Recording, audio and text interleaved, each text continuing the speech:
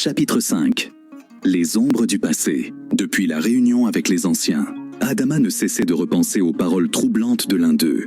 Pourquoi Moussa avait-il tant attendu pour se marier? Elle se souvint des rares fois où il avait évoqué son passé, mais jamais avec beaucoup de détails. Un doute commença à germer en elle.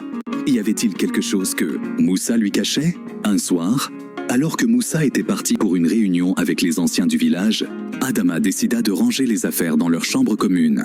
En fouillant dans une vieille malle, elle tomba sur un carnet usé, dissimulé sous des vêtements. Elle hésita un instant, puis l'ouvrit. Les pages étaient remplies d'une écriture serrée, racontant des souvenirs et des pensées. Ce qu'elle découvrit la bouleversa. Dans les premières pages, Moussa évoquait son enfance et les épreuves qu'il avait traversées. Mais ce furent les pages suivantes qui captèrent toute son attention.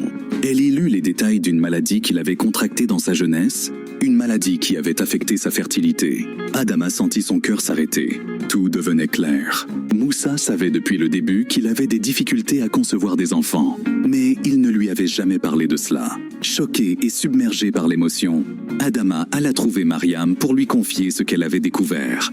« Il m'a menti, Mariam », murmura-t-elle, les larmes aux yeux. « Tout ce temps, je pensais que c'était moi, que j'étais le problème. » Mariam, toujours rationnelle, posa une main sur son épaule. « Peut-être qu'il ne voulait pas te blesser, mais tu as le droit de savoir la vérité, Adama. Tu dois lui en parler directement. » Adama hésitait. Devait-elle affronter Moussa et risquer de briser ce qui restait de leur mariage? Hawa, une manipulation de trop.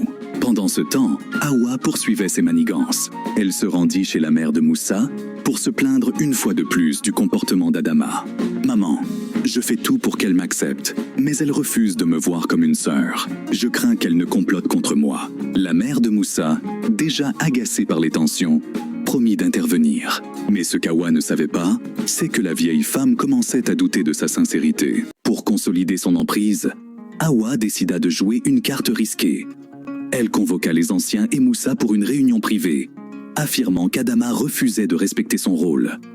Lors de cette réunion, elle insinua qu'Adama pourrait même être une menace pour l'harmonie de la maison. Ce soir-là, Adama, déterminée, décida de confronter Moussa. Lorsqu'il rentra, elle l'attendait dans leur chambre, le carnet à la main. « Pourquoi ?» demanda-t-elle, la voix tremblante. « Pourquoi m'as-tu caché cela ?» Moussa, pris au dépourvu, resta silencieux un moment. Puis, il baissa la tête et répondit « Je voulais te protéger, Adama. Je ne voulais pas que tu me voies comme un homme brisé, ou que tu regrettes de m'avoir épousé. Alors tu as préféré me laisser croire que j'étais le problème. »